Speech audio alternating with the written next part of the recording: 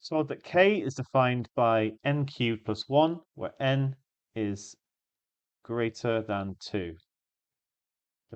We're given we're actually sort of given a factorized form of n cubed plus 1, but asked to work out what b and c are. So the only way that this can work, the only way that we get a constant is when we do 1 times c. So c must equal 1. So n cubed plus 1 is going to be identical to n plus 1 times n squared plus bn plus 1. Right, now let's take a look at the n terms. We know there aren't any n terms. Now, how we're going to get n terms is either from doing n times 1 or from doing 1 times bn. So that must equal 0. Actually, be identical to 0, be true for any value of n, which essentially means, well, we can factorize it out. It means that b is going to have to equal -1 so that they cancel out essentially. And yeah, that is our answer. So I'm just going to, just as final thing, write down that n cubed plus 1 is identical to n plus 1 times n squared minus n plus 1.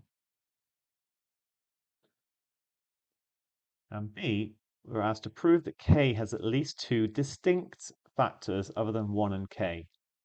So from above, we have that k is this n plus 1 times n squared minus n plus 1. So the factors of k are going to be 1k, n plus 1, and n squared minus n plus 1. The question is, are they all distinct? We're asking for two distinct factors. Could these be the same? Could they be equal to 1, for example? So first up, n is greater than 2. So n plus 1 and n squared minus n plus 1 are going to necessarily be greater than 1. Because this thing, the smallest it could be would be like 4, and similar with the n squared. It would be 9 minus 3 plus 1. It's going to be greater than 1. And also, they're going to be, for similar reasons, they're going to be less than k. Because if one of them was equal to k, the other one would have to equal 1, for example.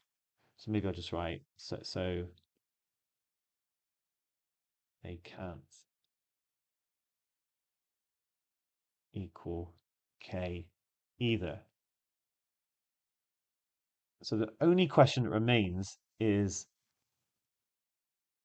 are m plus 1 and n squared minus n plus 1 distinct? Because we're asked to show there were two distinct factors other than 1 and k. So if they are not, then actually we can set them equal to one another. And we can solve and find the value of n that means they're not distinct. N squared minus 2n is going to equal 0. So n times n minus 2 is going to equal 0. This has, well, n is equal to 0 or 2, but we're going to reject both of these since n is greater than 2. Okay, so actually, when n is equal to 2, we won't necessarily get distinct factors. Actually, that would be the case. Remember, it was n cubed plus 1, so it would be when we have 9, and we'd end up with 1, 3, and 9 as our factors. But when n is greater than 2, that's not going to be a problem. And essentially, that's everything we need.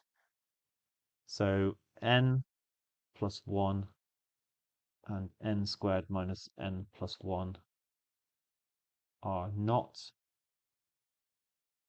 equal. So k has at least, now we say at least because n plus 1 and n squared minus n plus 1 may have factors themselves. For example, if n plus 1 happens to be 9, we could get 3 as a factor of the number as well. So k has at least two distinct